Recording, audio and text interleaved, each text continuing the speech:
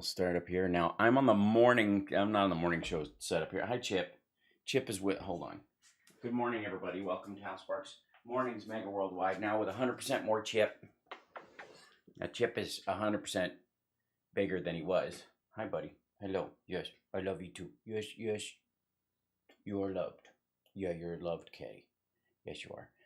Hi. Good morning, everybody. Welcome. Hi, buddy. Yeah, that's the fan. It's been blowing all night because it was hot in here. I know. I know this.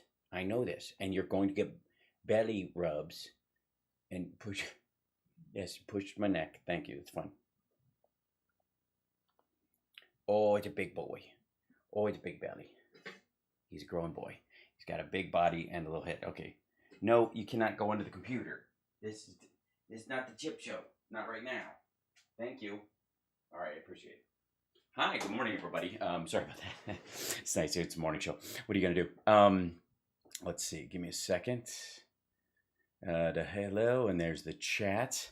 And oh, hang on. I have to make sure. Yeah.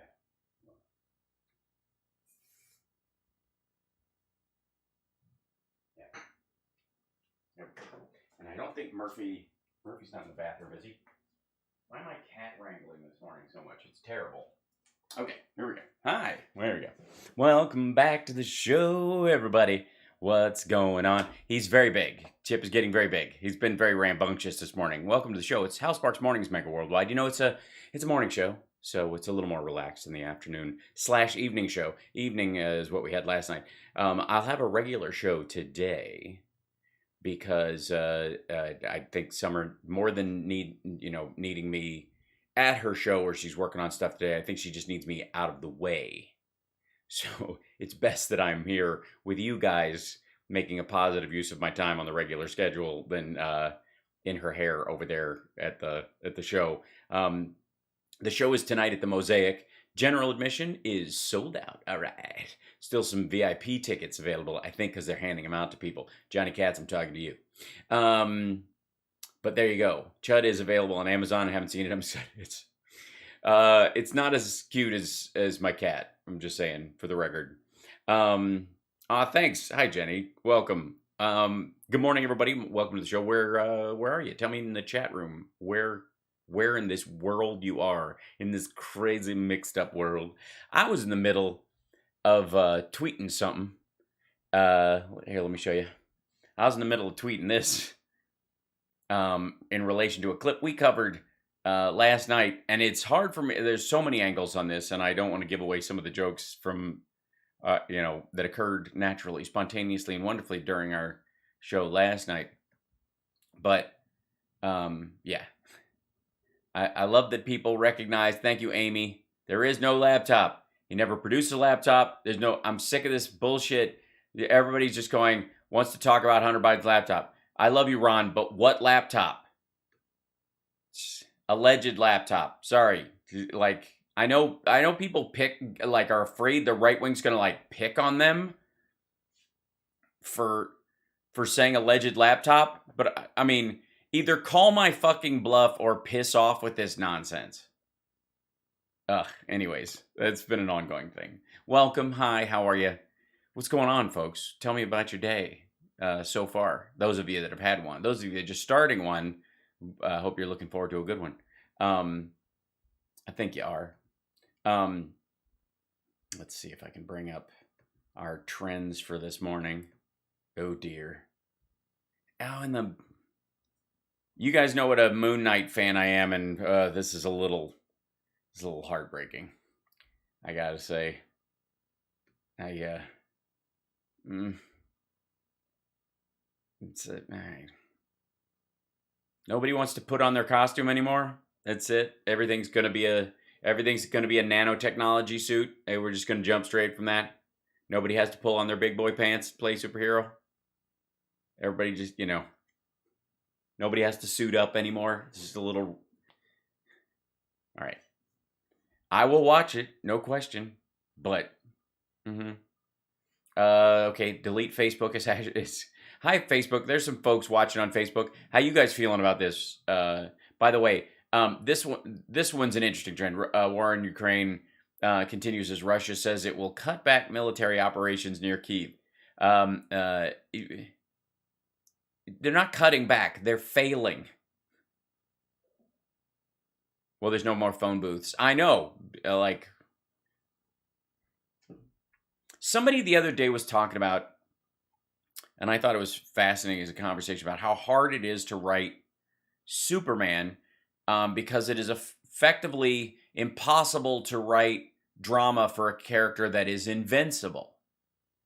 And that is a problem that a writer will run into if that writer is a self-serving, prick who can't consider the world through anyone else's wants or needs, and is more than likely been brought up by their parents to think the sun shines out of their ass. If you're a comic book writer and you have any problem writing Superman, you have a moral weakness. You have a psychological weakness. Superman is a really easy character to write, especially as the Christopher Reeve Boy Scout version of that reality that we know. If you could think for a second beyond your own personal exhaustion at being asked to do things. First of all, Superman as a character, the drama comes in hiding who he is so that he can interact with humans and just have a normal life at least part of the time. Also, in growing up in this environment, because he didn't fly here, it's all he's known. He loved and trusted his adopted parents, the Kents, and they infused in him a good sense of work ethic and values and humanity, and said, hey, you know, if, especially when he was little, if you show off your stuff, the world might try and come and take you away from us, okay? Because this is a huge thing. So keep it on the down low, and then, you know, hopefully it'll have some, you know, you'll use it when you're older, but you got to be careful, and there's a lot along the way. There's a lot of little moments where we're going to have to talk about your powers versus the world we live in, because no one else is like you. And he grows up in that context. He loves his parents. He has crushes on a girl at school, and then he eventually falls in love with Lois Lane. And none of these people are impervious to bullets. Not a one. And his father dies of a heart attack, and other people he watches die or be in accidents when he's not around. And he recognizes these delicate things around him that he has deep and abiding love for, and he feels equal to and yet distance from and yet above and slightly below, because in his imperviousness he has a level of immortality that can't make him understand the depth of humanity in this particular context. And so, therefore, he's a good man. And so, therefore, he hides who he is from society, not because he likes the idea of revealing it because he's showing off later, but because he wants to be among these people that he loves so dearly. And he's also aware that he can't be everywhere at once, and that these people are in danger all the time, and he has a responsibility to use what power he does have to help as many of them as possible without changing the course of human history, which is, you know, the haunting of his father from the other planet. But this idea that Superman's like this judgy, jealous prick that he became in the modern movies because of the very people that are writing him and directing him having a total, it basically becoming a low-rent Dr. Manhattan, basically an easier to look at Dr. Manhattan. And Dr. Manhattan is the ad absurdum version of that argument about Superman. And it's, you know, Dr. Manhattan's a little closer to an allegory about man's belief about God's whims. It's been a conversation for a long time, you know, that, we're, you know, we are the genitals of the gods. They play with us at their leisure and pleasure. So Superman as a character is not difficult to keep, you know, as an honorable, upright, hopeful, optimistic being, because he's constantly confronted with his almost inability to die and the beauty of these other people, and he actually cares. And what he's turned into in a lot of ways is this vampire fetish bullshit that came out a few years ago. Anyone read Man of Steel, Woman of Kleenex? Yeah. You know, people started to fetishize the idea of being a vampire because of the sort of intoxication of immortality and the idea that they're very aristocratic and they look very fancy, almost like there's vampires just became like steampunk aristocracy instead of a tortured being that has to live off humans, like a human leech essentially, which is the reality of vampires. Like, oh, he's so sexy. He would be ice cold. They smell. They feel like death. Like, piss off with this nonsense. No, these are warm-blooded vampires. Shut up. Shut up.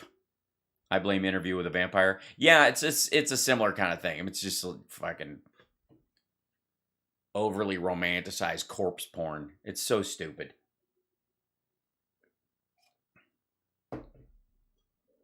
Thanks, Twilight. Right. Yeah, Buffy too.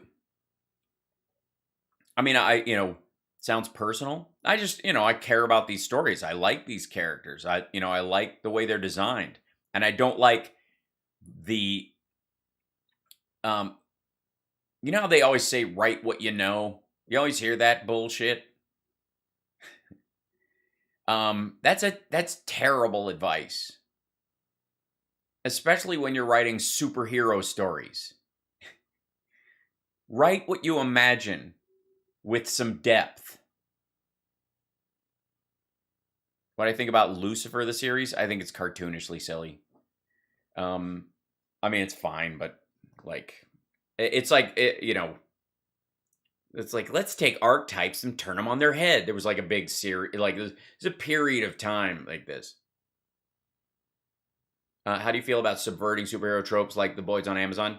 I mean, it's gonna happen, but I kind of think it's a waste of time. There's nothing to be learned from it. There's nothing to be gained from it. It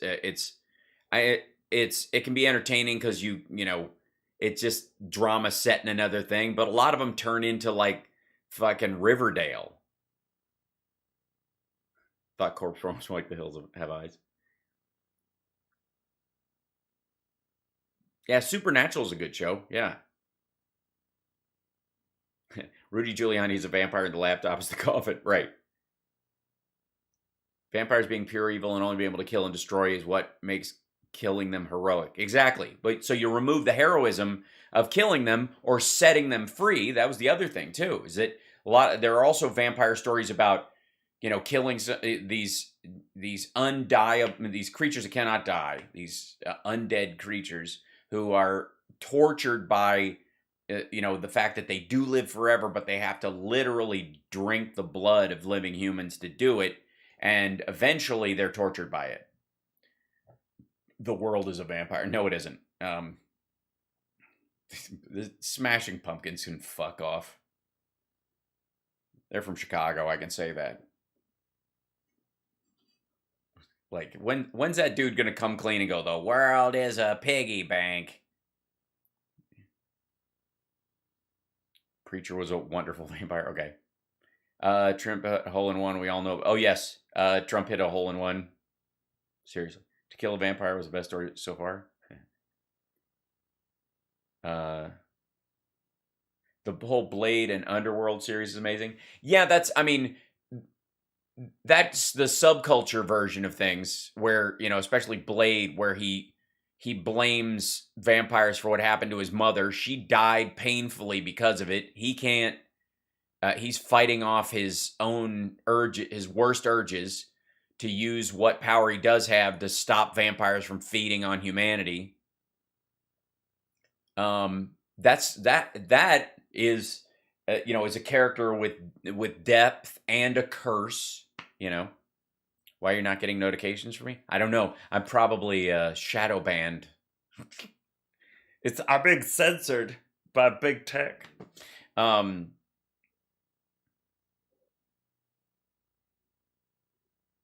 But there are vampires that are called GQP and the un-American orders they thirst on, man. Okay, I just don't feed them. Yeah. I need proof of the hole in one. Sorry. Yeah, me too. Like it actually happening live. It's weird that they're only pictures after the fact. You got a hole in one on a miniature golf. Right. when no one was looking. Nosferatu was great. The original one, you mean? Harry Styles pulled out of the new Nosferatu film. Oh. Twitch's glitch. Does that happen?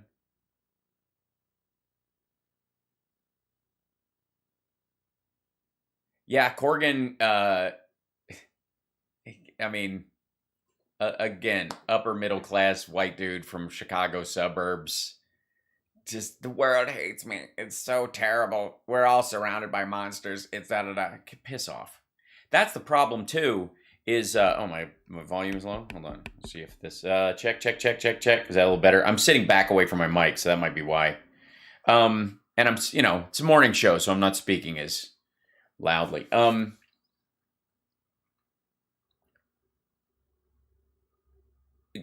Obviously, as an actor, I deal with the fact that you when you do characters, you look for their justifications. You try to find support for what they're doing. You want a well-rounded character with some depth. However, anybody who watches enough like true crime or listens to like the Ted Bundy tapes and all these things knows full well that most of that stuff that people like, a villain often thinks of themselves as the hero and they like themselves. You have to find something in your character that makes them like themselves. Bullshit. I know a lot of good people who don't like themselves, who struggle all the time to find a reason to like themselves and almost never do it. Right? They just trudge on hoping they're doing the right thing, hoping they're being good. But they don't like, they don't find some sort of ego hook to hang their personality on. So the idea that an evil person would is nonsense. Everyone thinks they're doing the right thing. Bullshit. Like, that's just fucking wrong. Maybe that's why they're good. That's a great point, Karen. Right?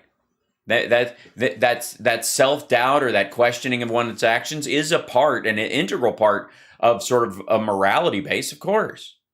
But the idea that somehow these villains, when they hide what they do and they try to get around it, and they wait between killing some of these serial killers, blah, blah, blah. Then, of course, they're like, I can't do it. Don't do it. And then they do it, and they're like, I'm glad I did it. Like, there's not a point where they're like, well, say what you will about me, but I am tidy. Get out of here. Deadpool is entertaining as hell. I agree. I like Deadpool.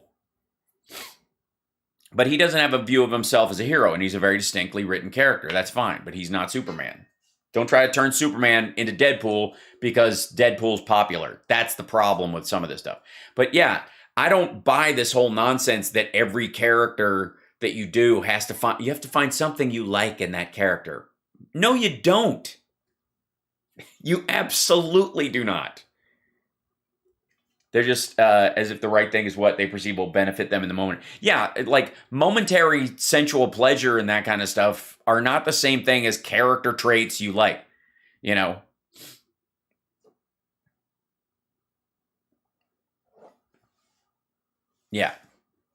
And I personally believe that if you play a villain and people ultimately go, I love that character, oh my God, you fucked up. As an actor, I got into this. This is part of the Hannibal conversation I had with those assholes on Twitter. But my personal belief is that if you play a villain and people ultimately come away going, he's so cool, you're leaving out the villainous stuff. You are not playing a villain. You're trying to play the hero because you didn't get cast in that part. And that's why a lot of times people will go, the villain's the really exciting part to play. It's like, because you're not really playing the villain. You're playing a likable version of awful. And that's just bad boy bullshit. If you're really playing, like, I think personally one of the best movie villains in the last fucking 40 years is Hans Landa in Inglourious Bastards. Because you're amazed by his skill, and he definitely has an intellect, and he's thinking about things, and he's playing some sort of like chess in his head, and he's got a lot of these what people would consider positive traits. And yet ultimately, there's no point where you're like, that guy's awesome. He was awesome. You're like, fuck that guy. Right? That's amazing acting. That's why Christoph Waltz is amazing in that character. The love to hate, Rhonda, that phrase annoys the hell out of me. Like, people say that it's a character you love to hate. No, it isn't. Then you love him. You don't love to hate him. That's naughty bit bullshit.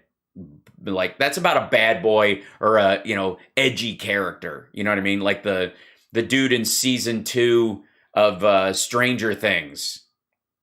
Right? That's fine. We're not talking about bad boys. We're talking about villains. And a villain has to have meaning. And if you water down a villain into just a bad boy, fuck you. You're not playing a villain. Right? You're not. You're not playing a villain. You're an actor who are a little pissed you didn't get to play the lead actor part, the hero part, and so you're trying to like numb the audience towards what's awful about your character.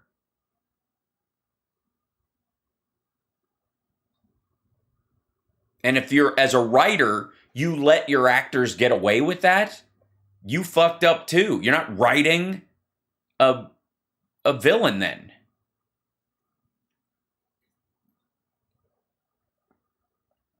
The Unforgiven had a lot of gray area. That was because it was dealing with the reality of the time.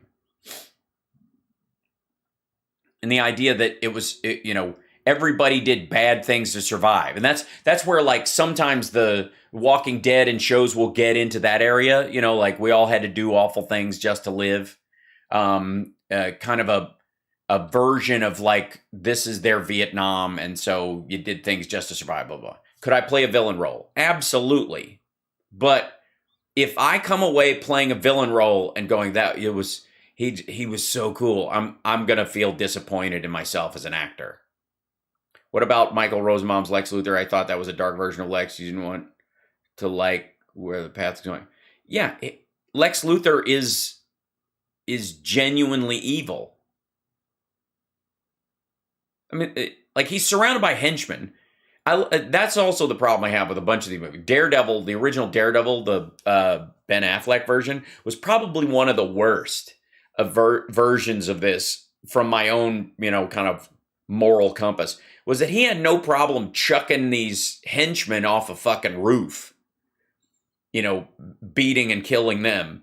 But when it came to the Kingpin, who had killed his way to the top, where a bunch of these henchmen may be hired to do this, and maybe could have been bought off to run away, if you think about it. Or they could have, he could have something on them. Or if you don't do what the Kingpin says, he'll kill you and your family. So a bunch of these henchmen just fight to save their own lives and try to scrape by a living in the criminal underworld, whatever.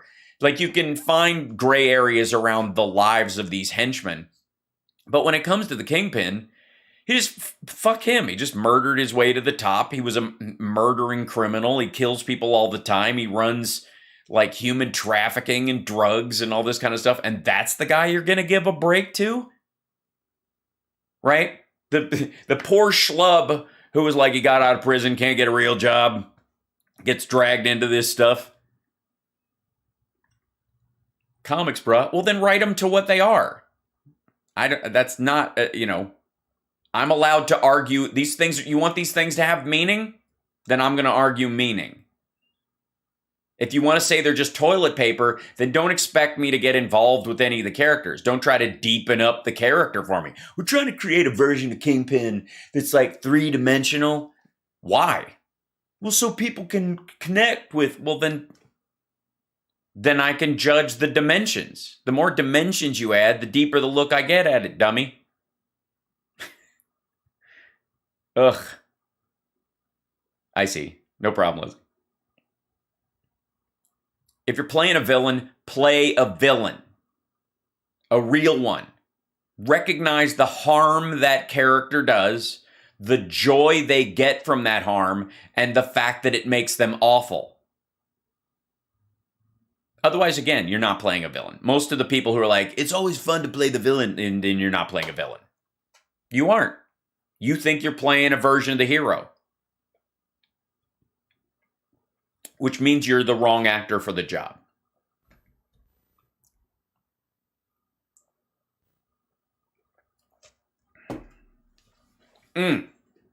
Robin, absolutely. No Country for Old Men.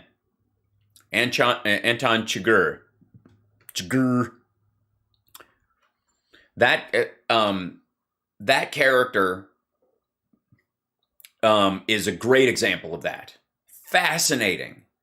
You're constantly, as a viewer, trying to figure out what the fuck is up with this guy.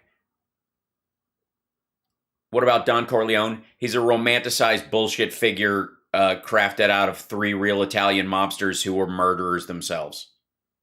Fuck him. I rooted against the Godfather and Don Corleone and everybody. Screw him. Silly. I can recognize that these are greatly crafted pieces of art, but also moral dog shit. In Breaking Bad, I rooted against Walter White. I hoped Jesse would get out. What's my IQ?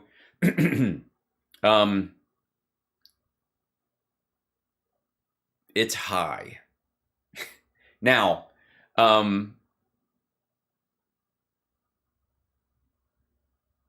yeah. How about Deathlock for Metalocalypse? Those are, all right. Anything that's, Metalocalypse takes the piss. So it's on a different scale.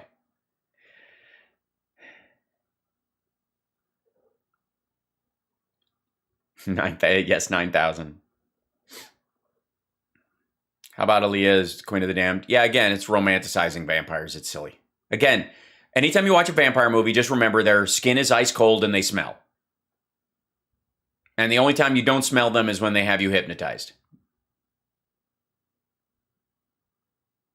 Jesse was the, Hank. I mean, Hank was the genuine hero in the thing. He was the guy who was tortured by himself and was kind of growing as a human being. Yeah, Lithgow and Ricochet is a terrible human being. He's great. I love how, a lot of these, what they think is drama is is not the sort of internal tortured feelings of am I wrong and can anybody stop me? Which is, there's like 2 or 3 main kind of hack versions of villainous introspection right now. One of them is the kind of Thanos nihilism. That's a big one. You know, this will appeal to people who hate being stuck in traffic. If I could only snap my fingers and all these people would just disappear. Which is a hilarious sort of punchline version of selfishness. But when you turn it into a character, you have to incorporate all the things about that person that would make them capable of that level of murder. And then once you add that shit, you stop playing the guy as cool.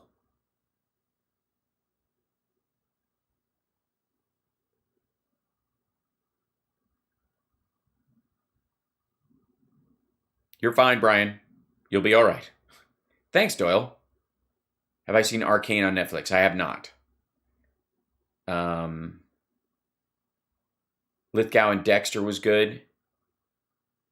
I mean, there's nothing wrong with, here's the thing. There's nothing wrong with playing with the gray areas of people, tortured by an impulse, or, they know they want to do bad things, but can I do something less bad? I mean, that's effectively the weight of the soldier all the time, right? But when it becomes sort of a hack trope now, fucking DC can't do a hero to save their life right now. Because I guess writing-wise, all they hire are dudes with dad issues and shitty, only child assholes. Right? Yeah, John Doe in Seven is a great villain. Self-involved, has this idea of mankind is so gross, and what's he ultimately telling himself the story? What's this, that there's a reason for this, and it has meaning, and it's up to me, and I've got to teach you guys that the world has no meaning. And how does he ultimately do it? He carves Gwyneth Paltrow up and puts either her head or the baby that was in her belly in a box for Brad Pitt to find so that he can be killed, to prove that, like, come on. What one power do you wish you could possess? I mean, obviously, telekinesis is the one, because with it comes the power to fly. I thought Chronicle dealt with a lot of this really well, right? The sort of realism of what it would be like to have powers and how different people would respond to them, right? Thought it was her head. Well, she was hiding the pregnancy.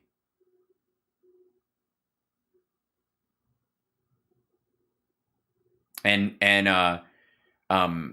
he knows it's like Brad Pitt's character doesn't know she's pregnant at that point, but his partner does.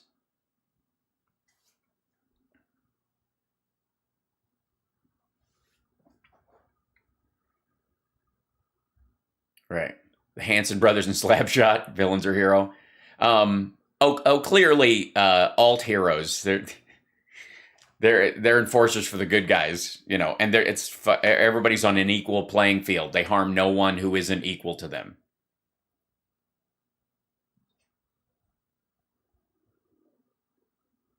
I was about to eat. Gwyneth ruined it for me. Thanks. I'm sorry, Jack. Sorry. Turturro and Miller's Crossing. Totally great. Evil piece of shit.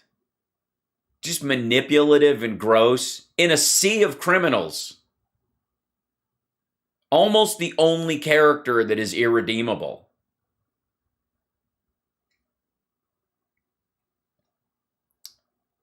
Even Johnny Casper, when he's sort of going to his death, is telling his driver how to get a clean shave without nicking himself. The guy has a little, piece of tissue on his face. Miller's Crossing is such a fucking great movie. He's going, what, you put metal in cold water, it does what? It contracts. That's why you shave with cold water. You get a clean shave every time. Like that. And he said, thanks, Johnny. And then he goes inside. And he's trying to, he's worried about ethics.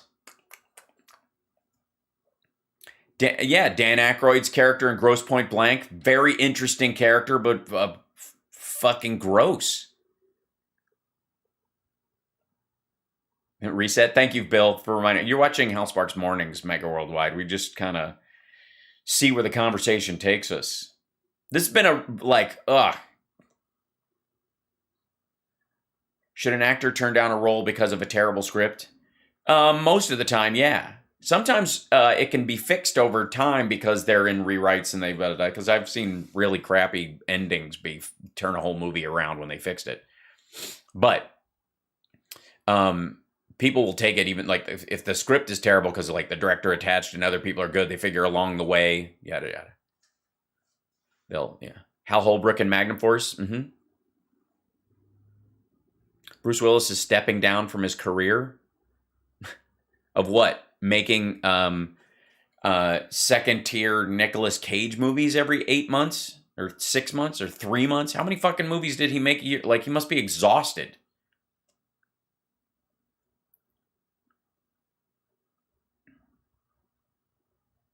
Ray Fiennes in Schindler's List is a great, yeah. Harvey Keitel in Taxi Driver, great villain, absolutely. These are all villains where you're these are great villain characters. And they have a lot of character. They have a lot of nuance. They have a lot of, you can see how this person got where they were and even has in that world friends and other shit in the group they hang out with. They've got a personality that, half the time, like BTK or fucking Bundy, would actually allow them to operate in the world, but the rest of the time they're fucking awful. Hans Gruber in Die Hard's also very good. Even in and that would be, I think, on the same level as cartoon bad guys, because he's very interesting. But when he shoots Takagi, I mean, it's just a fucking murderer who doesn't care. He does it in a cool way and people kind of like it. But when he falls out of the building, you don't go, "Ah, damn." Oh, thanks, Lynette. Yeah. Heath Ledger's the Joker, Golden. Yeah, I think he did a great job of sort of the crazy. You know what? One of the best things about Heath Ledger's Joker is they don't the Joker movie they just made sort of seeks to excuse the Joker's behavior. That society's responsible for making this guy. When everybody else in that society is going through the same shit and they don't turn into a murderous monster. There's mobs and riots and stuff that happen, but those ebb and flow in life. That's a part of humanity and you know, the ebb and flow of, you know, personal power versus governmental power stuff. That happens all the time. But it's not an overall critique on society that there are even riots or uprisings at different points in history. It's actually part and parcel to the growth of it. But the idea that, well, you know, it's not Hitler's fault he became Hitler. It's the art school's problem. Right. So that's the story with the Joker movie they just made. It's like he's fucking whatever. Anyways. But in Heath Ledger's Joker, they actually fuck with this trope in a very strong way. This idea that you can excuse it because of upbringing. You want to know how I got these scars, right? So he tells the story. And each story he tells is a bullshit story you would tell a shrink that would excuse why you have the scars and what you do. My dad was a monster and he did this to me. My wife was miserable and so I did this to show her, whatever. I'm crazy. But all of them were lies. He would come up with a difference. That means, by the way, if he did that 3 times in that fucking movie, it means the character in concept does this all the time. And you have to think what that fits into. Yeah, Gary Oldman and Leon, the Professional, is another great bad guy. Awesome. Depth.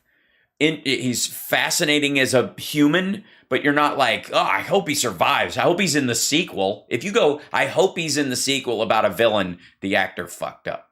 Or the writer did, or both. Anthony Hopkins in Lecter.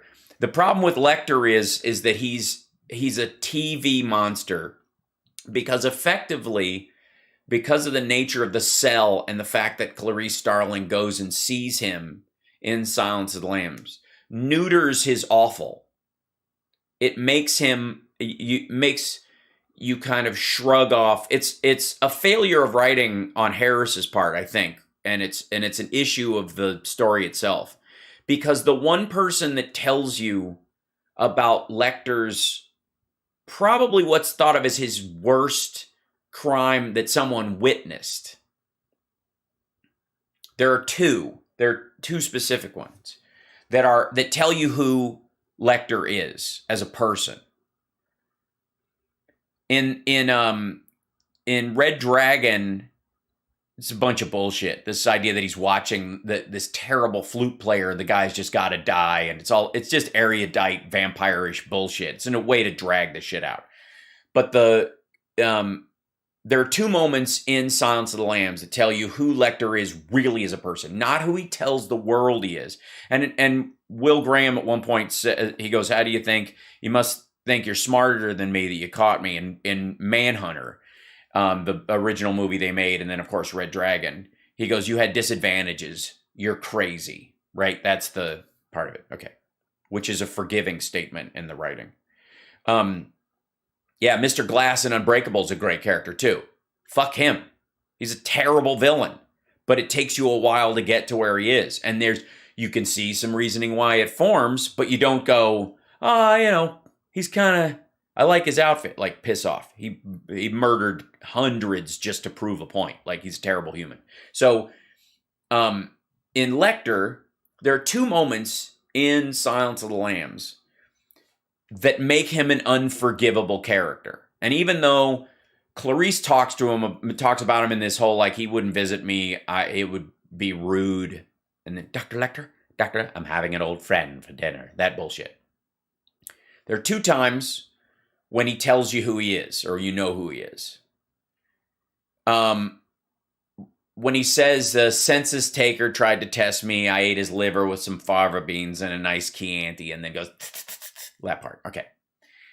The was seen as like a cool, like, oh my God, he's like a human snake, right? But what is he really telling you? What's a census taker? It's a public employee who knocked on his door. He murdered a public employee who came to his door. If he said census taker because Harris viewed that as somebody who a lot of us are annoyed by. Harris, the writer, feels that the audience, there's a choice here. It's fiction. So he made it up and he chose who he's talking about very specifically. He didn't say, the postman asked me a question once, so I ate his liver with him. No, it was a census taker. It's ego. Yeah, it's the census man, right? And the census is somebody who people don't like that person. So Harris knew that it would take the edge off the thing and make it a little cooler, which is fucked up. But ultimately, what did the character Lecter do in that concept? He ate a human being, he murdered them, cut their liver out, and ate it because they were dropping off forms at his house. And then the other moment, which throws out the whole, like, he's so cool though part, is the story of the nurse. So there's a nurse, he complained of chest pains. And a nurse leaned over to loosen his straps, and he did this to her face. And he shows Clarice Starling a picture, which we don't see.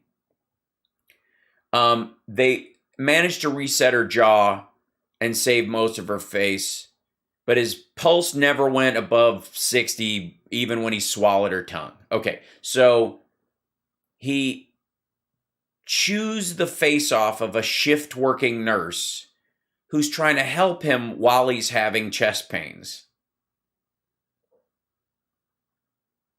Right? He's an RN. Now, what you're supposed to picture, because Harris in these moments finds himself a hack, is Nurse Ratched. That's the picture of a nurse most people have. That's the referential character that comes into your head when you think of a nurse in a mental institution. Yeah, take that thing back to Baltimore.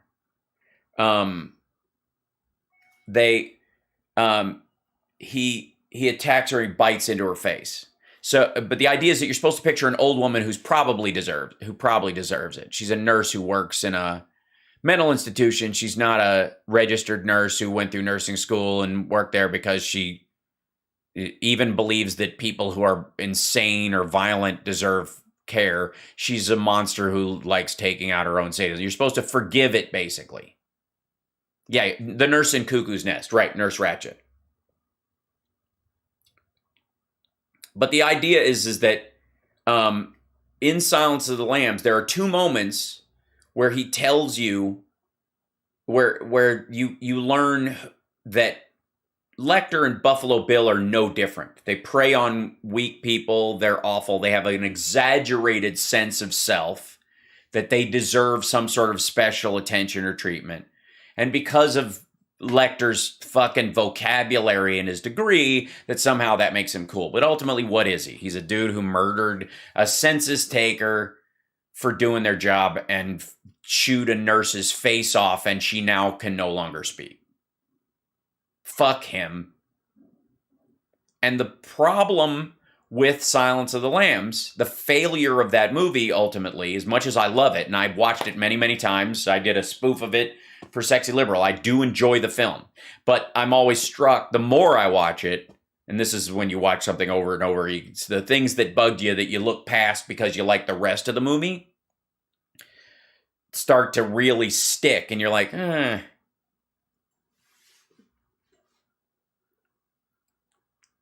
Do you know that Lecter's dialogue about the candy and beans is actually a medical joke to show he's not on his meds because you can't eat and drink those things while he's on his specific meds? Well, he wasn't on those, I suppose. And that's fascinating. It's a cool point, but it means that Harris or the screenwriter, whoever, I don't know, shape for shape where that line was, because they did a lot of playing around with the script, made the decision about the census worker character. Kathy Bates in Misery is a great example of this. Self-involved, awful person. Right.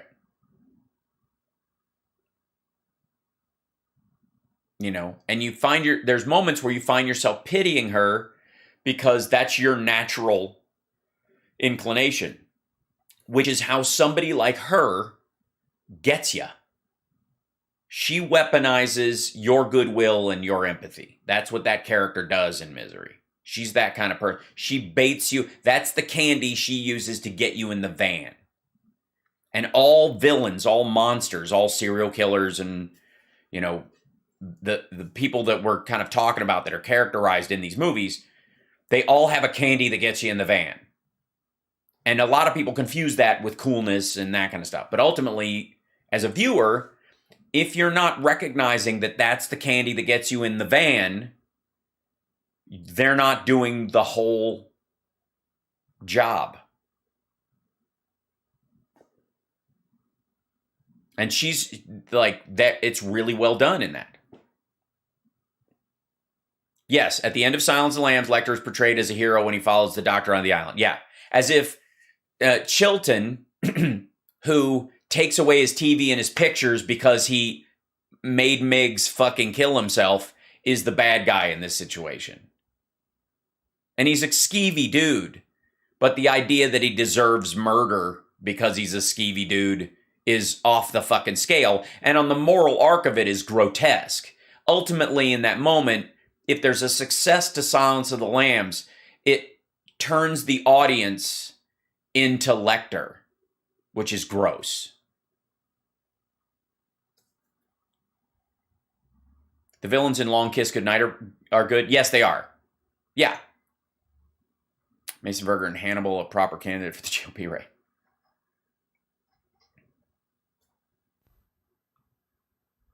So it's these are worthwhile conversations, and there is a real problem.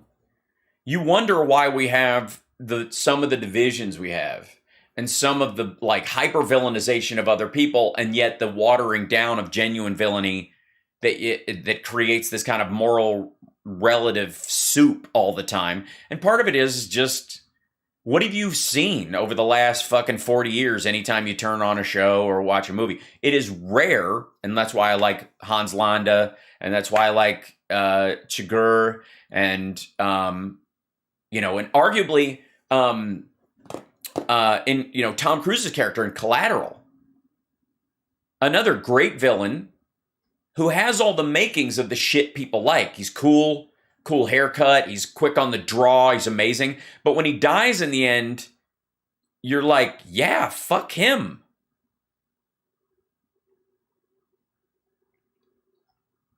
You know what I mean? That's well done. You're intrigued, you're interested. Most villains, I think, and this is my own personal feeling on it, if you're doing a good job and you're definitely playing the villain, we're not talking about some fucking gray area person.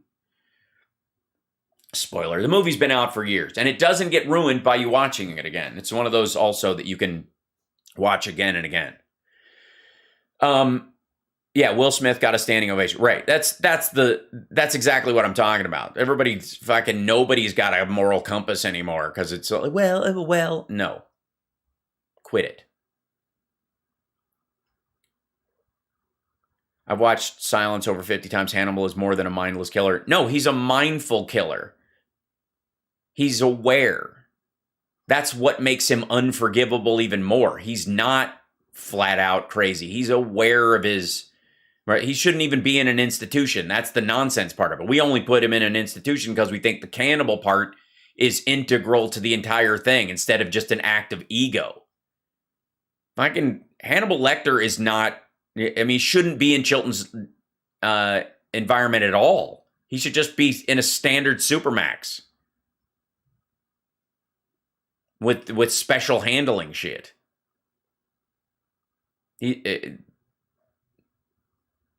He's only there because humanity thinks that because the cannibalism part is crazy, which it is by all measure, but it's not integral to his crazy. I'm sorry, Hal, Tom Cruise is a horrible person. I just can't with him. And that's fine. Again, the level of horrible we're talking about, I mean, he's a religious fanatic. Have you watched 1883? Pretty clear moral choices by the writer in those episodes. I will check it out.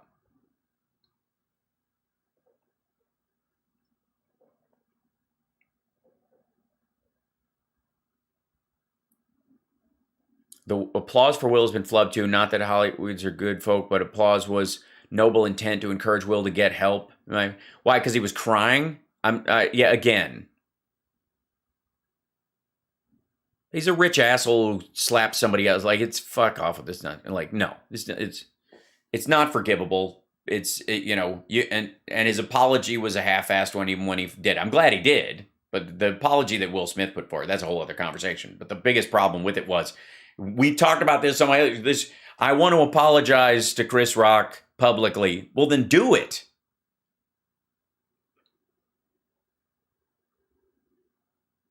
Don't say you want to. Saying you want to means, look at me, I'm apologizing. Look how noble I am. No, I apologize to Chris, and I want everybody here to know. Well, even then, please see that I am sorry for what I did. It was wrong. The publicist put that out, not him. Yeah. Yeah, he apologized. And then he apologized to the Academy. Like, what the fuck does that mean? So would you get another award? I got my apology Oscar. I'd like to thank the Academy for... And that's, by the way, can I just say distinctly, that is one of the things I like about Biden all the time. Is he just says, thank you. Thank you, thank you, thank you. Like, you know, when, like he was talking to the troops the other day, and when he comes out, he goes, thank you for being here. These people, thank you, thank you, thank you. That's, it's little, it's a small thing, but I really do appreciate it when he does it. And it's very distinct from, I would like to publicly thank all of you for showing up for me. Right? I would like to thank the Academy. I would like to... Did I mention I? Did I start the sentence with I? I would like to apologize. Please. No problem, John. We'll start back at the top. Sam Rockwell was pure evil in The Green Mile. Yeah, but he had some depth as a character. He just chose to be awful. And again, if anything, what is pure evil?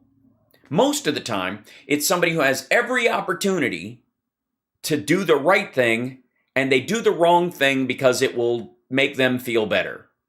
That's ultimately where it boils down to, when you're not talking about the fucking Omen. Right? Yes, I would like to apologize is not an apology.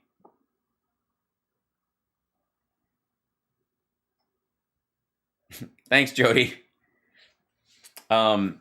So, yeah, John Doe in 7, Webby. We mentioned him earlier. Again, what is John Doe ultimately? What is the root of the villainy in John Doe's character? Ego. He's an egomaniac. He thinks the world should give a rat fuck what he thinks of the world. So much so that he is willing to murder people, including an innocent pregnant woman, because what? He needs to be listened to? Because the world won't die like it's supposed to. Right. His sin is pride. Right. And he wants to be killed for his pride. Like, Seven's a great movie, yeah, but it's not a real mystery. It's just, and it fails as a social criticism, which is what a lot of people think it is. I don't know even that was the intent. Kind of like Fight Club. Fight Club does a lot of window dressing social commentary when it's really about, more about male psyche stuff. How if you could pick a person in the Republican Party to be a villain, who would you pick? Lots of choices. No, I mean, like Matt Gaetz has all the markings. He knows he's doing awful and he does it because he wants to and he likes it. Yeah, Rick Scott. Carrie Elways and Kiss the Girls, right. And a lot of that is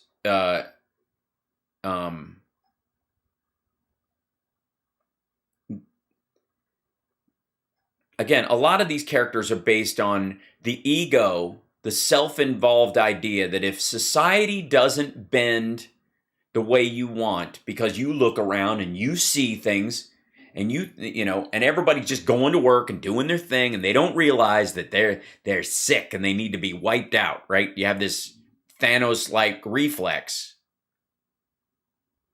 And instead of having that thought and dismissing it like any normal person would do, any well-adjusted, caring human being would do, anyone with any attachments to reality would do, or depth. The falling down character was bullshit too. Again, that was, and it might have been the fact that the timing of it and when it happened, it's kind of like the movie, I think it was called Mr. Jones. There was this movie Richard Gere did, Mr. Jones, I felt I was sold a bill of goods as a viewer, because the story was about this guy who just loves life. He's just exuberant. And everywhere he goes, everybody just wants to put him down. Like, he goes to the opera and he stands up and he's like, oh, this music. Like, he's almost like a toddler in that regard. And, and he is so excited. Like, nobody else, you don't realize how gorgeous life is? And that's that was the ad, Mr. Jones. And this woman, like, how do you deal with a guy like Mr. Jones, right? It was almost like a romantic comedy. And then when in the actual movie, it's like, he's just hiding his true sorrow. It's a sickness. It's all a dodge. And you're like, well, then fuck you.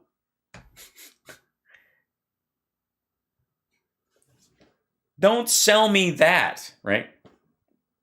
Russell Brand, yeah. No, Russell Brand's just a henchman. Again, Jim Jordan, no, he's a henchman too. Most of them are henchmen. McConnell, possibly. Mr. Brooks, I mean, I don't think it really. Christian Slater and Heathers, yeah, I mean, that's another ego sociopath. The issue with those things is that they are minors in that. So the psychology, it's more of a diatribe about, like, mean girls pegging the needle, right? And a revenge fantasy about people who treated you like shit. So somebody who was not in the in clique in high school and took it personally, and by the way, thought they should be, to the point where that people needed to die instead of having their parents go, it's fucking high school. God willing, you'll live to be 110. And this is 4 years. It's important. We'll have some fun. Are these people bothering you? Let's go do something. Let's go see a movie. We'll be fine. Instead of getting through that, you're like, these people deserve to die. Come on. And so it's a little bit of like whacking material for people who feel that way. All the bad guys in True Romance. There's no good guys in True Romance. That's kind of one of the Pulp Fiction aspect of it. A bunch of bad people trying to be the the world's best bad person, the nicest asshole in the world contest, right? Who's worse, 45 or Putin? Oh, Putin, clearly. 45's just a low-level egomaniac. Thank God.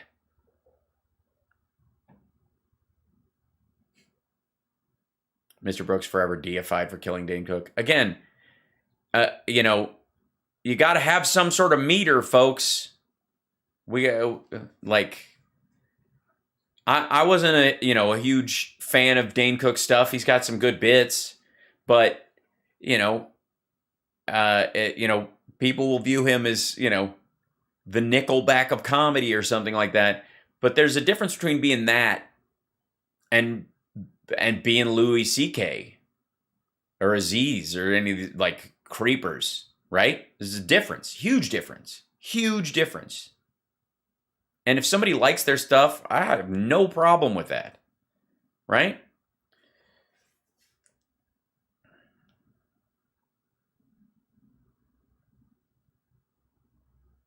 Who might you tap for the lead roles in the inevitable plethora of Trump and committee movies? Oh, yeah. Well, I mean, it's weird. You're going to see people, yeah. Yeah, judging from that story. Jillian. And a lot of his stand-up. Worst serial killer, I think Scott Peterson and Carrie Stainer and Manson into school in middle school next door. Oh, yeah. Benny Blanco and Carlito's Way. Trump is Putin's mini-me. No. I think Kim Jong-un is. Again, like, Trump, as bad as he tried to be, was completely fucking worthless. He didn't do what he was there to do. Do you realize the levers of power the president has, and still this dude, you had one job to fuck up everything, and he still couldn't do it.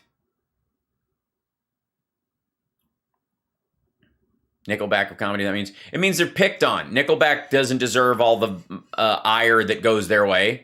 And neither does Dane, but there's this view that this is kind of like the fast food of particular pop culture, and people, like, the way people shit talk Dane or shit talk Nickelback or something, when quite frankly, they've laughed at his bits and enjoyed some of those songs, is just dickish. And the idea that they put them in some sort of category that you would put up there with the truly awful is ridiculous. Yeah, they passed one shit tax cut in 4 years. And he was there to just, like, gut NATO and destroy. I mean, he tried. He took troops out of Germany and all stuff. Still didn't do shit. Dane Cook is not funny. Well, that's a matter of opinion, Wild Mambo Queen. And you're welcome to it. And that's fine.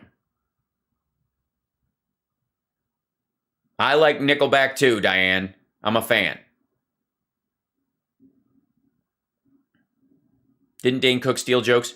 No, they went back and forth on having a similar idea during that whole Carlos Mencia ripping everybody off part. And I think he and Louis C.K. actually had a talk about it. Like, he didn't take the bit. They had a similar idea. Both of them, I think, hedged it off of Dennis Leary's, No Cure for Cancer album being inspired by something. Yeah.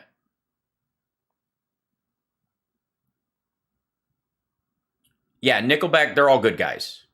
They're decent guys just making music. Seriously, we have worse problems in the world. Just the fact that people choose to shit on them, like, most of the time, is a way that people shows me their ass on the internet.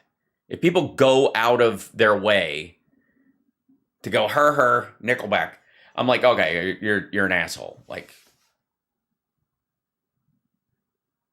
it's not necessary.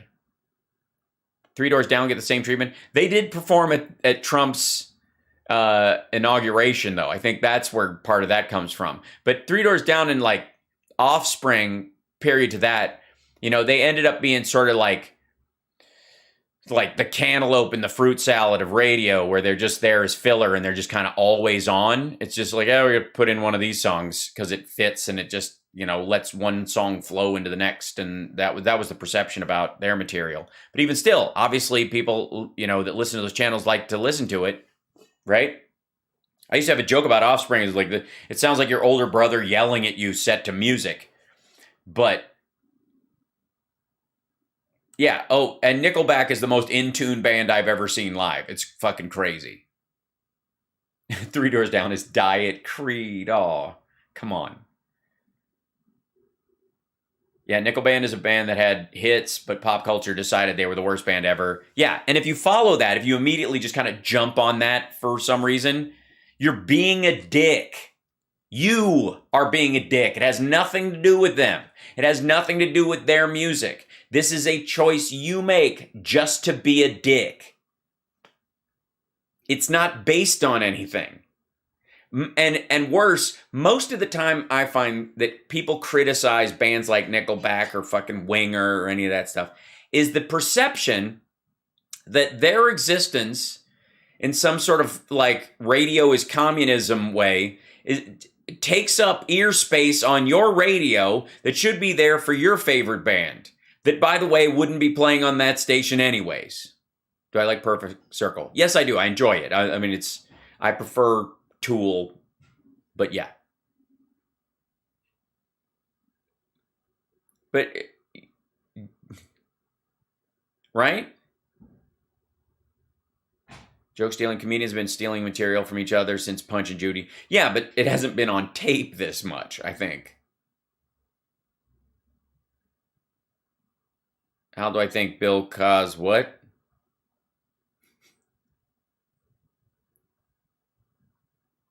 That question could go anywhere. It was only halfway there. Let's see. I love good pop, but Nickelback never hit my ear. And yeah, that's fine. Steel Panther is my favorite band live because they have big time fun on stage. Yeah, I would recommend seeing Kiss live. I would also recommend seeing Nickelback live, Foo Fighters live. You know, bless their hearts. I can't wait till they go back out. It's heartbreaking with Taylor, but they will be making music live again.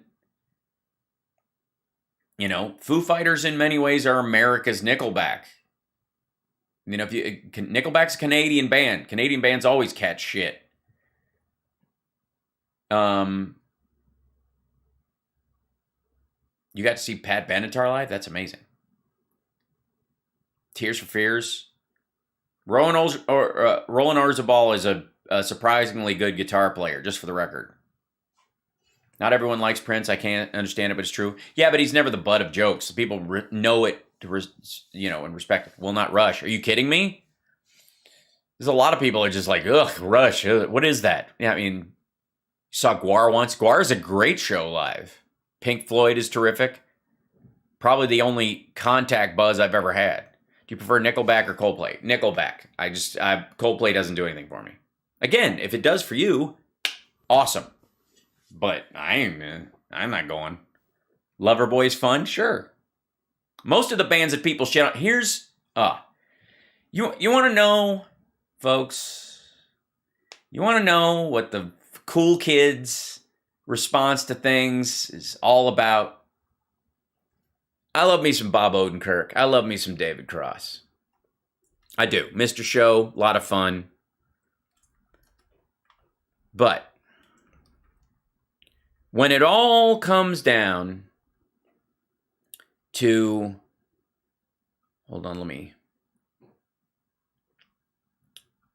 let's see. There we go. When it all comes down to it, what is the goal, of people who take the piss out of pop culture to the point where not only are we just making fun of its faults or its limitations or where it says it's going and it doesn't get there and all that kind of stuff, but mocking the entire idea that the Taken movies, not just that they're popcorn fare or they're unrealistic or any of those things, but that they shouldn't exist. probably no one more so than Mr. Show and that group of comedians, the alt comedy folks, have clamored for the fact that these things should not exist. That they are, it's not just that they're bad, but again, they are taking up space in the theater where the movies I want to see. People should really be watching the stuff with depth. And yet, ultimately, when they break through, when given a moment to make anything they want, do they make the classic, like, homespun, realistic art film that they've always wanted to do? Or do they make Nobody, which I'm totally fine with as a movie, by the way? No, they make a John Wick fantasy movie.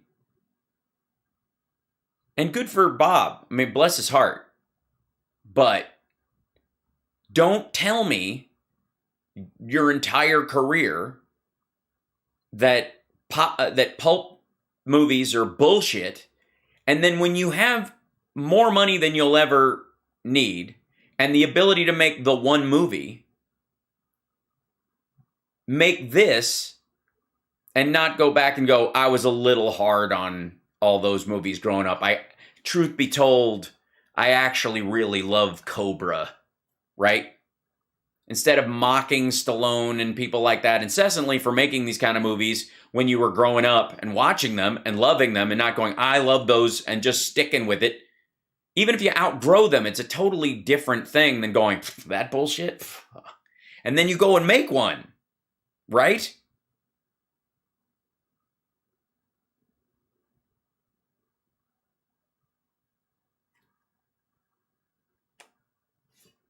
What is that?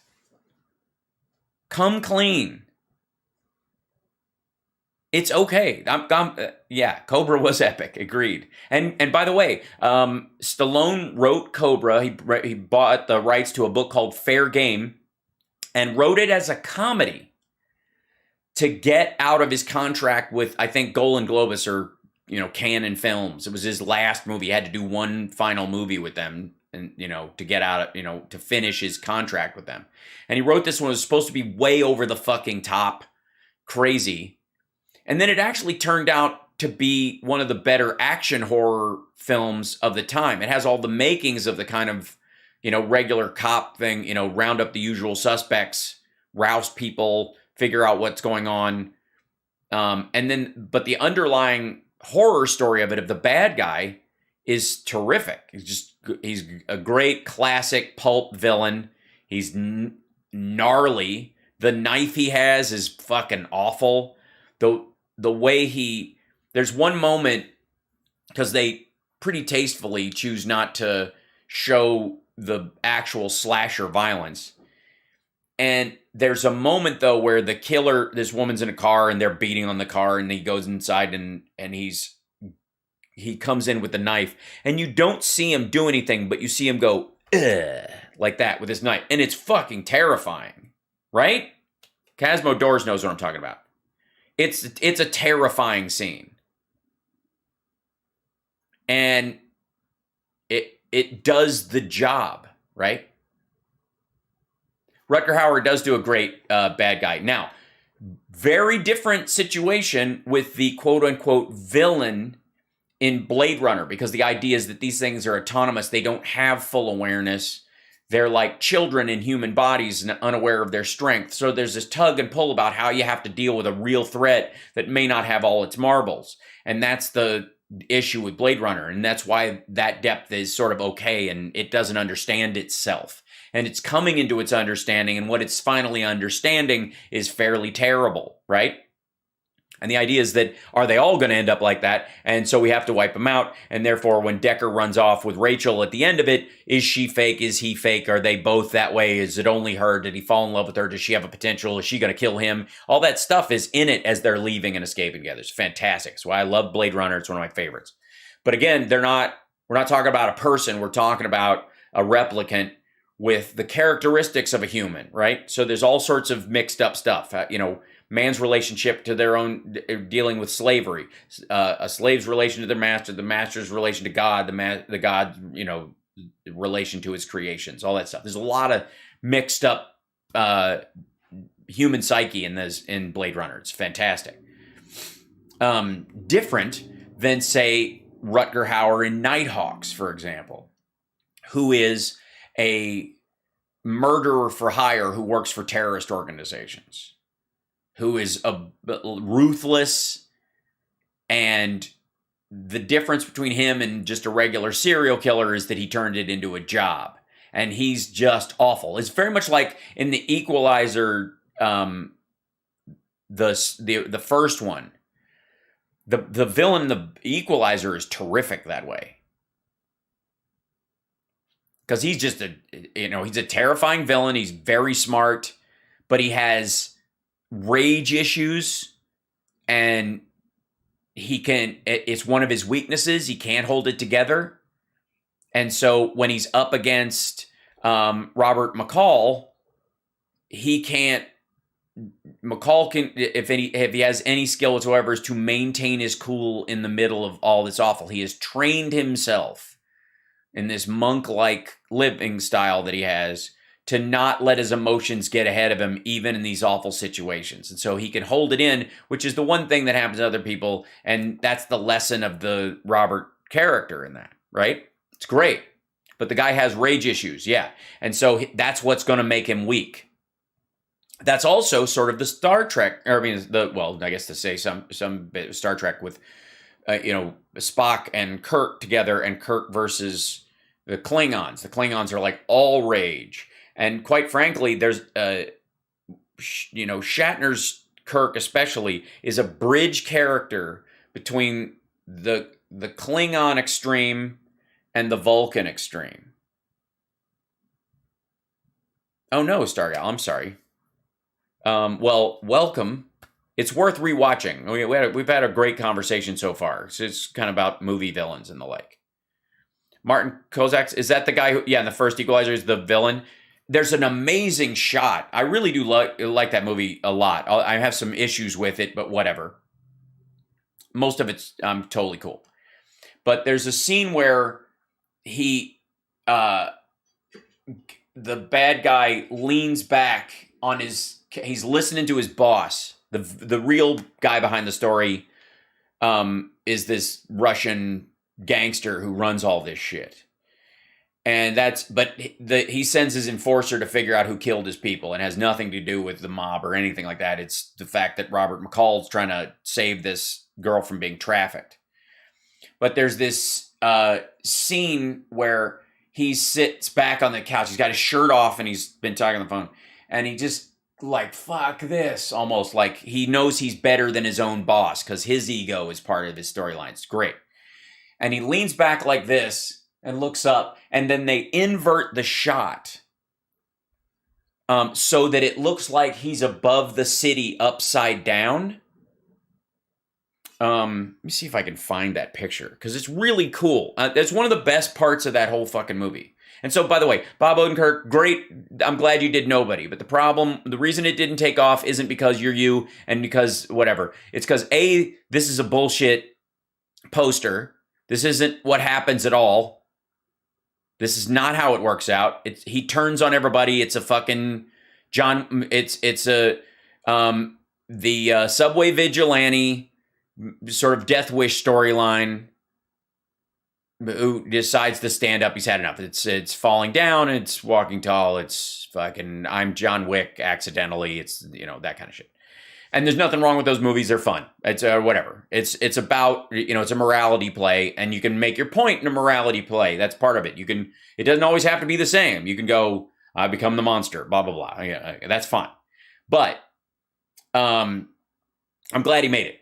But he spent his entire career going, that kind of movie is bullshit. And you're like, all right. So in The Equalizer, let me see if let me find this picture, whatever. The Equalizer. Whoops. And the problem is it's going to be hard to find because is there Denzel Let's see. Villain over city shot. Yeah, there you go. And let's see if I can find the picture of it. Yeah, it's going to be a lot of pictures of him in there. Maybe it's in the videos part of it. Yeah. So I was like, okay. Showdown, pushing death scene. Okay.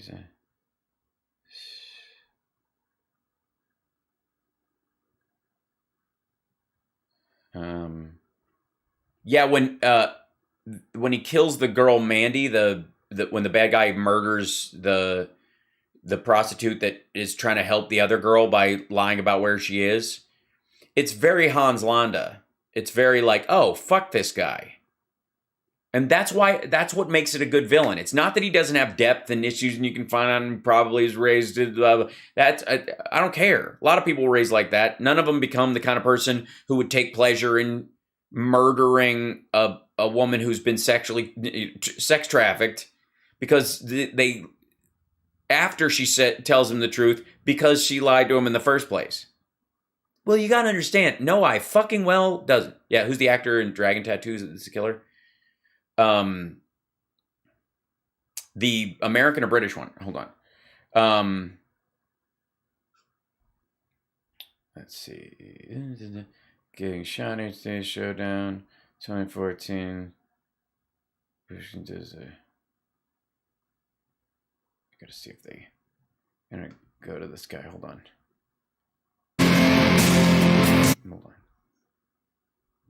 That's the Pushkin death scene in the end. Let's see. England. Okay.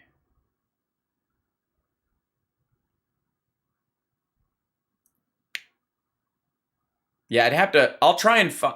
When I'm watching it next time, I'll take a screenshot of it and I'll show you guys what I mean. But it's pretty cool because the dude leans back like this and puts his chest up. When they turn him upside down, he looks like a big bat over the city. It's fucking great. It's so nice.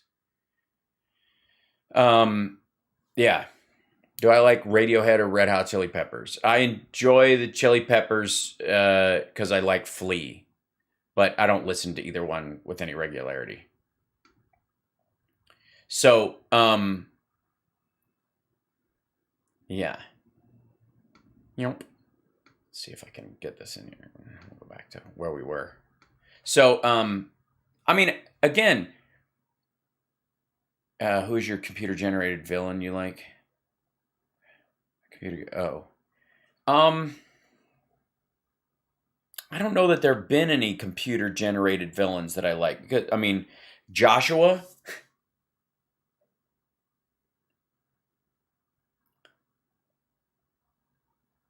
Love the scene in Wolf of Wall Street where Rob Reiner's watching the Equalizer. Yeah.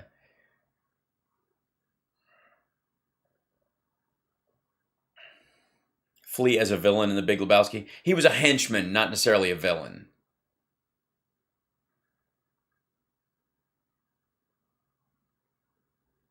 I mean, technically, the villain is Jackie Treehorn, but the true villain is confusion. Yeah, HAL 9000, you think?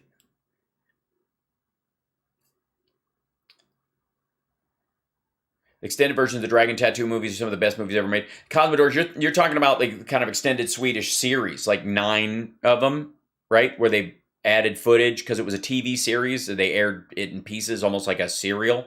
Yeah. The lighting isn't as good. You could tell they spent more time and once they made the movie, when they did a color correction, it was much more uniform on the movies. It gets a little chintzy looking in places because you can't put, on a TV series, you can't put that amount of time in. You got to crank it out. I wish they'd go back and sort of remaster them to all look the same. Gucci for 2.0, right? Do I like Arch Enemy Once Human and Hailstorm? I mean, I've seen them all live. No, I don't think I've seen Once Human live. I've seen Hailstorm and I've seen Arch Enemy live. They were great.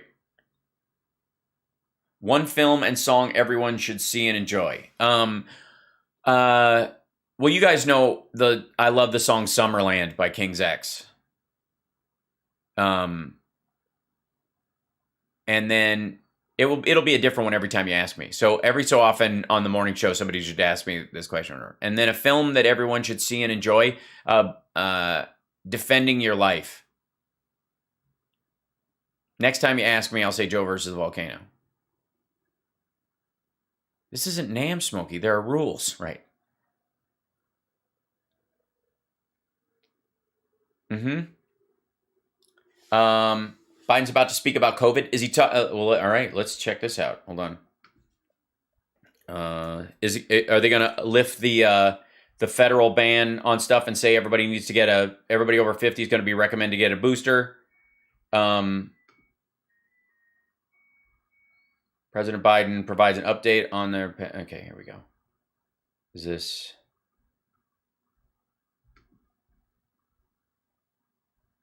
It's December 9th.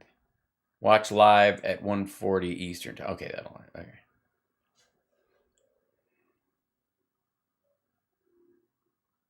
That's about to happen. Hold on. Let me see if I can get this. Plus. There you go. Watch live... All right, I've got it on live. Alert me when this program is aired and available on the hosting organization.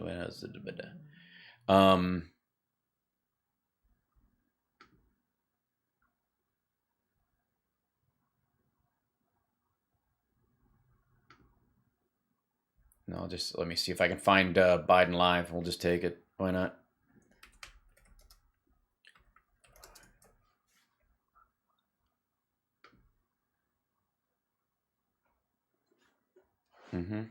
Okay, they're bringing his stuff out.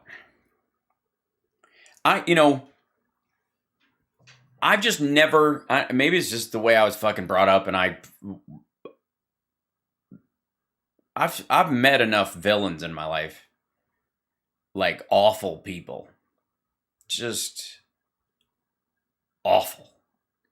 That genuinely did awful. That I don't. I like cool villains. Like, I just don't do it. I'd like to update you all on where we stand on COVID-19. Because of the strategy we executed over the past year on vaccinations, testing, treatments, and more, we're now in a new moment in this pandemic. Does not mean that COVID-19 is over. It means that COVID-19 no longer controls our lives. That's what it means. Cases are ticking up, as we thought they might. But now, thanks to the foundation we've laid, America has the tools to protect people, all people.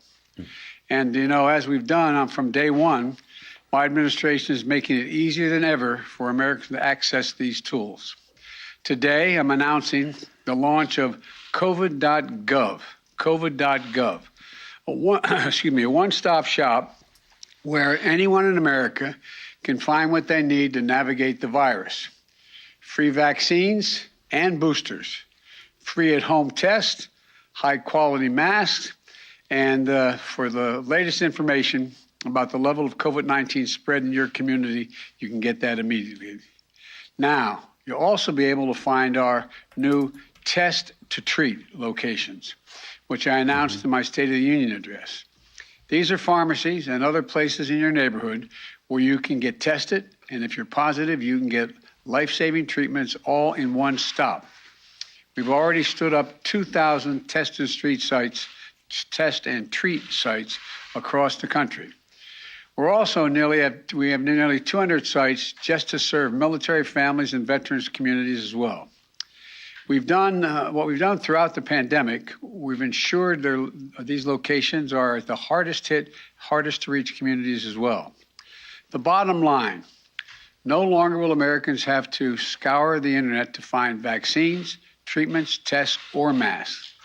It's all there.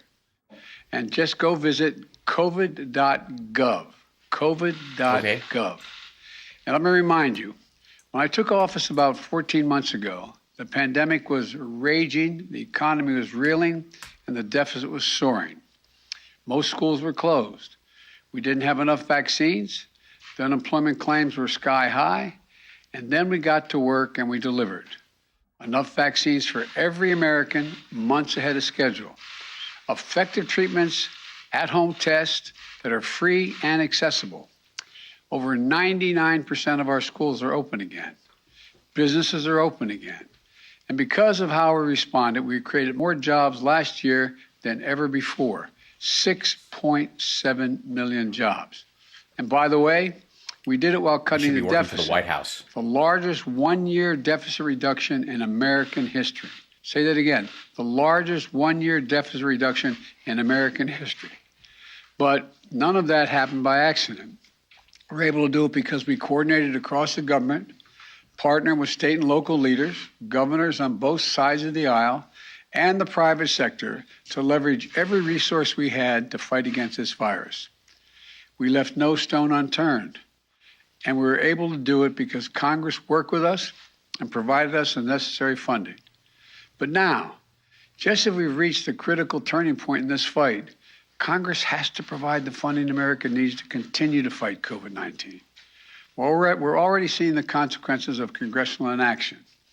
The monoclonal antibody, take monoclonal antibodies, for example. They've helped save lives. This isn't partisan, it's medicine. But Congress hasn't provided enough money to keep purchasing That's a great line. Antibodies. We've had to cancel planned orders and cut the supply we're sending to the states. Without more funding, we'll start to run out of them by the end of May. The end of May. We've also had to scale back our plan to purchase more preventive therapies for Americans who are immunocompromised. Critical tools to protect the most vulnerable among us. Without more funding, we risk running out of the supply by this fall. The same is true of testing.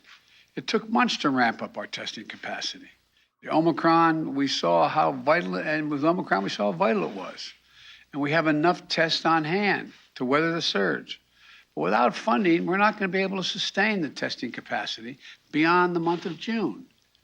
And if we fail to invest, we leave ourselves vulnerable if another wave of the virus hits. Look, on vaccines, and most important tool in this fight, we're also running a risk. Yesterday, the Food and Drug Administration, the FDA, and the Center for Disease Control and Prevention, the CDC, authorized the fourth shot for those 50 years and older. We know boosters are critical to providing an additional level of protection. That's why I plan to get my second booster today, right here after I'm done speaking. If you haven't gotten your first booster, please don't wait. Do it today. Those who are 50 and older, as well as those who are immunocompromised, can now get even more protection than they have from the initial first doses. We have enough supply to give booster shots to those newly eligible individuals. But if Congress fails to act, we won't have the supply we need this fall to ensure the shots are available free, easily accessible for all Americans. Even worse, if we need a different vaccine for the future to combat a new variant, we're not going to have enough money to purchase it. We cannot allow that to happen.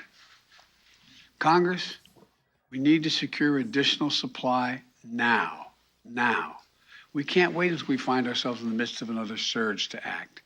It'll be too late. And we also need this funding to continue our efforts to vaccinate the world with commitments we made. It's critical to our ability to protect against new variants. There's no wall you can build high enough to keep out a virus. Congress needs to act now, please. Let me close with this. I've worked so hard to get our lives, all of us have worked so hard to get our lives back. We're summoning every ounce of American resilience, pulled every lever of our government, called upon the goodness, decency, and patriotism of American people. Together, we turned an unthinkable pain into an extraordinary progress and purpose. Americans are back to living their lives again. We can't surrender that now. Congress, please act. You have to act immediately. The consequences of inaction are severe. They'll only grow with time, but it doesn't have to be that way. We've proven what we can do when we work together. So I urge Democrats and Republicans to get this done with urgency. Let's stand united. Let's continue to pull together. Let's get this done. Thank you, and God bless you all, and may God protect our troops, and I'm going to get my second booster shot. I'm not sure why I'm doing it on stage, but let's do it together. Mr. President, what is the danger of Putin being left in the dark by his military advisors? I'm reluctant to comment. Really? Can you comment on the declassified intelligence that he doesn't trust his military leadership since it is declassified? No, I can't. Provide security guarantees to Ukraine as part of peace talks. Doing great. Is the U.S. willing to provide security guarantees to Ukraine as part of peace talks? All right. Mr. President, are you going to extend Title 42?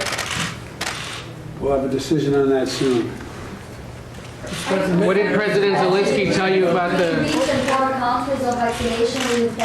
Questions are, some of them are hilarious. What did President Zelensky tell you about... Somebody asked me about the vaccines. Mr.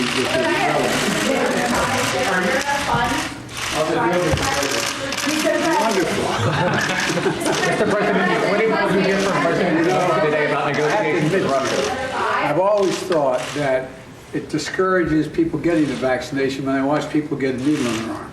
So I apologize for discouraging them. It didn't hurt a bit, and I was able to roll my sleeve up, and thank you all. Can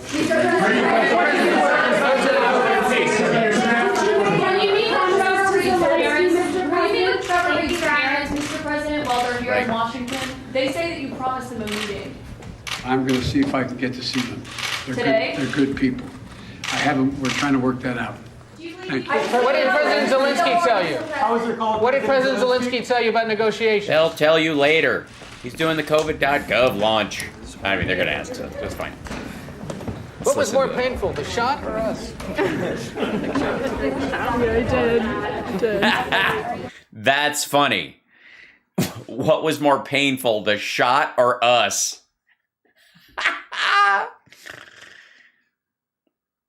See, these are the jokes the press can make when the president is not actively calling them the enemy of the people and effectively threatening their lives. You can make self-deprecating jokes. Nobody makes a self-deprecating joke while they're being strangled. You know what I mean? You know, like, hold still, I'm gonna kill you. Well, I've always been a fidgety person. Like, you know what I mean? Nobody, you know, like, I always have trouble sitting still. It's just my thing. Whatever. I guess it's me. I'm like a little, you know, like a hedgehog. I just kind of wiggle it everywhere I go. I'm trying to kill you. What was more painful, the shot or us? See what I mean? Bruce Willis' family has announced that the actor is retiring from the profession after being diagnosed with aphasia, a language disorder caused by brain damage that affects a person's ability to communicate. Willis' family members posted a joint statement, social media, announcing the actor's retirement. Oh, bless his heart.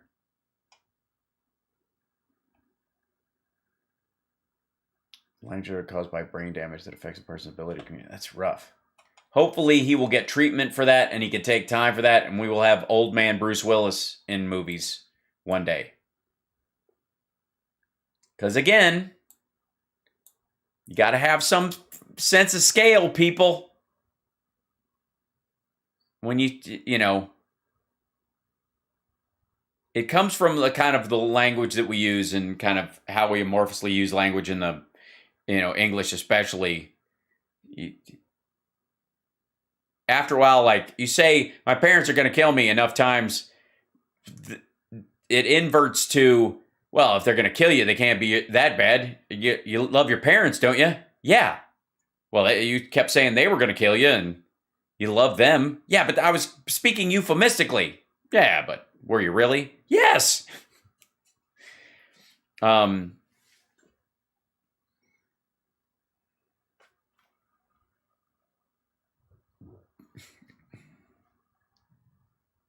Yet Bruce Willis was fighting with pharmacists over wearing a simple mask last year. I mean, the dude has aphasia. It might, yeah.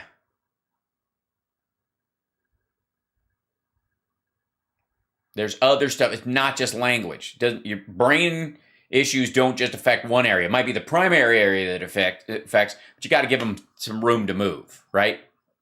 It's like Gary Busey. We all just kind of give him a little bit of space because we know half his brains are scrambled eggs, and that's just life, and that's what happened to him. And there's not going to be a do-over about his motorcycle accident. So, you know, I don't know, my grandfather had Alzheimer's, and my dad has always been concerned with it, as you would, because, you know, as my dad has grown up, and still to this day, there's no cure for it, but we're getting closer than ever. And by the time it becomes an issue, I think for my dad or my mom, hopefully they'll be, you know, they're figuring out so much.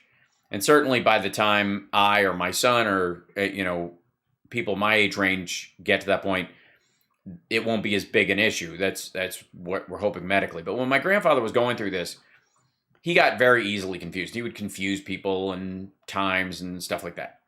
And my dad would sometimes try to correct him when he was doing that. And you could tell he was getting short with him. And it was just kind of frustrating. And I can imagine what it's like to kind of have your dad go through that. Because I would get frustrated with my dad forgetting my friends' names and when he was a young man. So, much less family members. My dad calls me Philip sometimes in passing, which is his brother's name, which is funny. And we always joke about, oh, Dad, but whatever. Anyways, he would try to correct him. And you know, we had a talk once about how since my grandfather was so far gone in this, that there really was no out in this. So it was better. The details didn't matter so much as his needing to feel loved, right?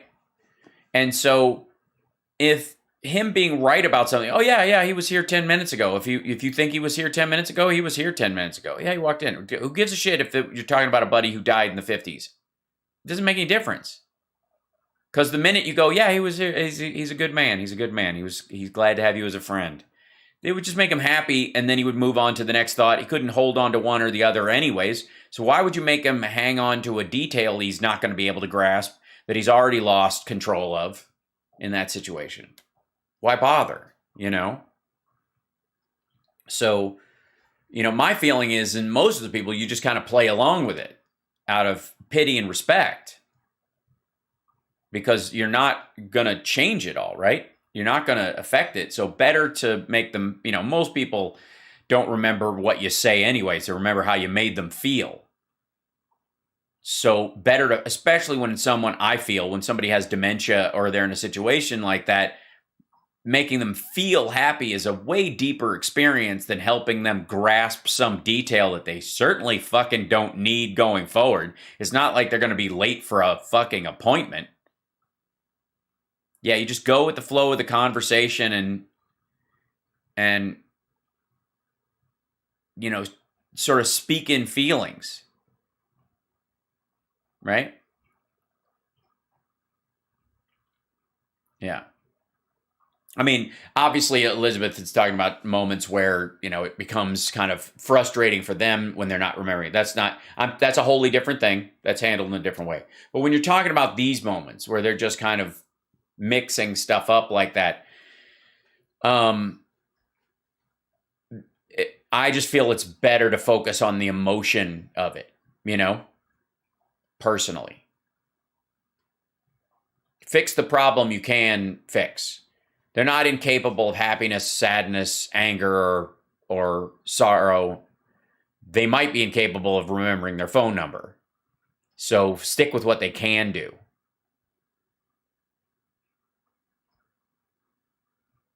So, anyways, that's my own personal feeling on it in those moments. Yes, just tell your people you love them when you can. That's absolutely right, Burkus. Thank you. And I love you guys. It's nice hanging out with you. It is good. I get to look at the chat and actually interact. It's fun. You beat yourself up when you can't remember stuff? Yeah, well, that's why you can't remember stuff. You know how you remember something? Fall in love with it. Again, that's sort of the emotion of it or whatever, but you'll remember anything you care about. I remember I was once talking to an actor, and he was like, these lines are so hard to remember. And I said, that's because you have no emotional attachment to the words. He didn't like that I said that. He's still mad at me. So, that's how you do it. You just, that's what talent is. Love is all you need. Talent is just falling in love with an instrument or singing or an art or something and sticking with it because you love it. That's it. Just fall in love with it. You want to learn how to play piano? Fall in love with the piano. You want to learn how to speak a language? Fall in love with the language. That's how you do it. It's that simple.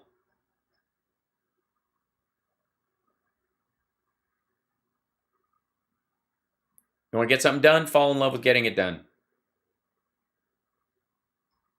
Because that's what motivation is.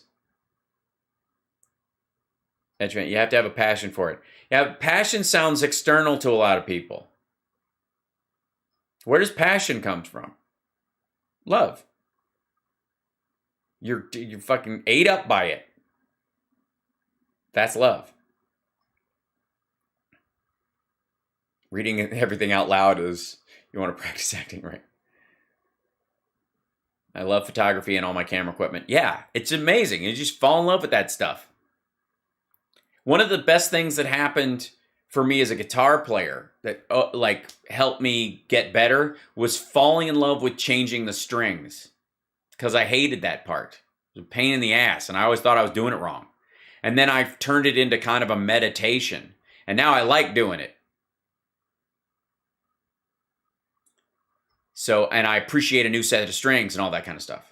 I'm glad, Wild Mambo Queen. By the way, I want you to know that. You can get over your PTSD. You can fill your brain, your cells, your nerves, and your life with all the other life that's out there except whatever you went through. You can. You absolutely can. And you will.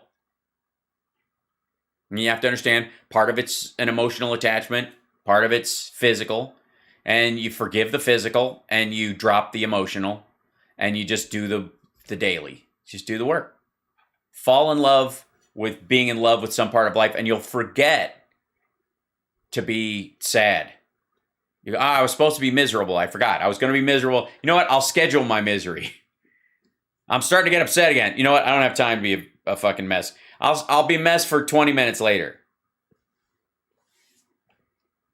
That's, by the way, how you beat cravings, too. I don't know if you know that. Schedule your cravings. If you're like, I got to eat something, and you're trying to, not snack between meals or eat healthier, and you reach for bad shit, just go, okay, I'll do it in 20 minutes. Just tell yourself in 20 minutes. The feeling will pass, and you'll forget to do it. Just every time it comes up, and you're like, you're in the cupboard, you're opening the fridge, whatever, go, I don't have time for this. I'll do this in 20 minutes. You'll move on. So, yeah. I say I hate changing strings on my acoustic guitar. I just learned to change them because I broke a string, but I'm not good at it. I don't know how to change them on electric. Well, it just takes some practice. Just do it. And you can do it. It's one of those things, especially before you start tuning it. It's the thing you can do while you're doing something else. Just don't poke yourself in the eye or the finger, because that's what always got me, was like the tip of the string poking me in the finger. It's like working with needles. That's what bugged me about it, is the fucking E string, the high E string. YouTube videos are a wealth of help. Yeah, exactly, Twitchy Gollum. I would like to say and salute Twitchy Gollum for bringing that up. You have any idea how much access to education we have right now as human beings? It's fucking insane. Our grandparents, some of them weren't even allowed to learn to read. Some people in societies currently still aren't.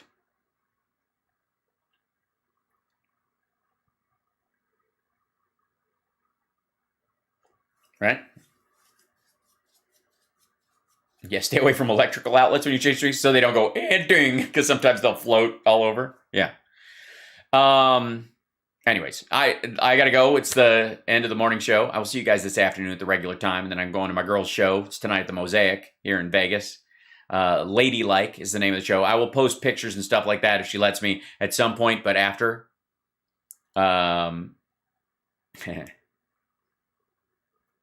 You mean Afghanistan with girls? Yeah, I do. right? Count your blessings. And as horrible as that is, stop pretending you live in this under the same situation. The other thing I will leave you with is one of the things I find most genuinely offensive is when people who live in this country or in the West act like they don't. Realize how much censorship? Do you realize how much control the government has over you? Do you realize you're basically a slave? They're fucking slaves in this world still to this day. Fuck you. How dare you? Never mind the historical context. Now, fucking today, you absolutely do not. So count your blessings and use them. Stop bitching about the privilege of living in a Western nation and use it to make your life and other people's lives better. Jesus Christ. It's, so aggravating. I'll get into a whole other show. It'll be a Midwestern goodbye if I even start this shit. So, bless you. Thank you guys for subscribing. Retox, thanks for gifting the sub to Caterfly. That was very lovely of you. Thanks for the follow on Twitch. Welcome. Hi, Twitch. Hi, people who are going by on Twitch right now. I feel like in their thing, I should just do this because as it goes by on your scroll, unlike YouTube, which stays still, there's sort of a Netflixing on Twitch as you're scrolling by. Like, I mean, maybe that's what all the fucking Russell Brand exaggerations about, just to get your eyeballs on it. Oh my God, what's he flailing about? All right, I gotta go. I will see you guys this afternoon. Much love. Take care of yourself and take care of somebody else. Oh,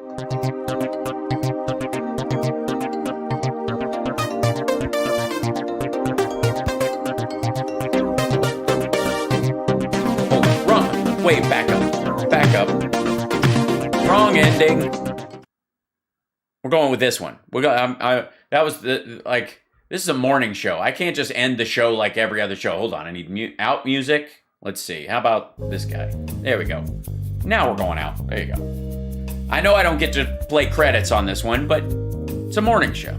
Thank you. All right. I just hit the wrong button. Forgive me.